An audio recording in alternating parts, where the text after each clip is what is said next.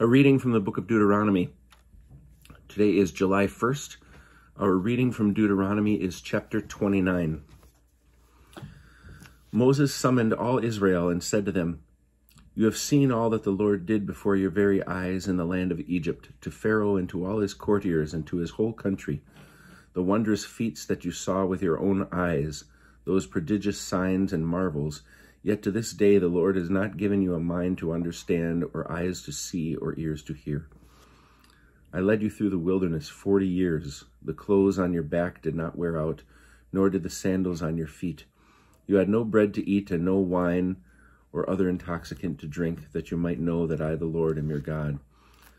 When you reached this place, King Sihon of Heshbon and King Og of Bashan came out to engage us in battle, but we defeated them. We took their land and gave it to the Reubenites, the Gadites, and the half-tribe of the Manasseh as their heritage. Therefore observe faithfully all the terms of this covenant, that you may succeed in all that you undertake. You stand this day, all of you, before the Lord your God, your tribal heads, your elders, and your officials, all the men of Israel, your children, your wives, even the stranger within your camp, from woodchopper to water drawer, to enter into the covenant of the Lord your God, which the Lord your God is concluding with you this day, with its sanctions, to the end that he may establish you this day as his people and be your God, as he promised you, and as he swore to your fathers, Abraham, Isaac, and Jacob. I make this covenant with the sanctions, not with you alone, but both with those who are standing here with us this day before the Lord your God, and with those who are not with us here this day. Well you know that we dwelt in the land of Egypt, and that we passed through the midst of various other nations, and you have seen the detestable things and the fetishes of wood and stone, silver and gold, that they keep. Perchance there is among you some man or woman or some clan or tribe whose heart is even now turning away from the Lord our God to go and worship the gods of those nations. Perchance there is among you a stock sprouting poison weed and wormwood.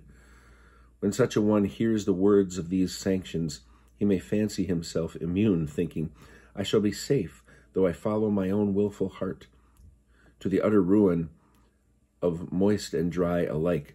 The Lord will never forgive him. Rather, will the Lord's anger and passion rage against that man till every sanction recorded in this book comes down upon him, and the Lord blots out his name from under heaven. The Lord will single them out from all the tribes of Israel for misfortune, in accordance with all the sanctions of the covenant recorded in this book of teaching. And later generations will ask the children who succeed you, and foreigners who come from distant lands, and see the plagues and diseases that the Lord has inflicted upon that land, all its soil devastated by sulfur and salt, beyond sowing and producing, no grass growing in it, just like the upheaval of Sodom and Gomorrah, Admah and Zeboim, which the Lord overthrew in his fierce anger. All the nations will ask, why did the Lord do thus to this land? Wherefore that awful wrath? They will be told, because they forsook the covenant that the Lord God of their fathers made with them when he freed them from this land of Egypt. They turned to service of other gods and worshiped them, gods whom they had not experienced and whom he had not allotted to them. So the Lord was incensed at the land and brought upon it all the curses recorded in this book. The Lord uprooted them from their soil in anger, fury, and great wrath, and cast them into another land, as is still the case. Concealed acts concern the Lord our God, but with overt acts it is for us and our children ever to apply all the provisions of this teaching.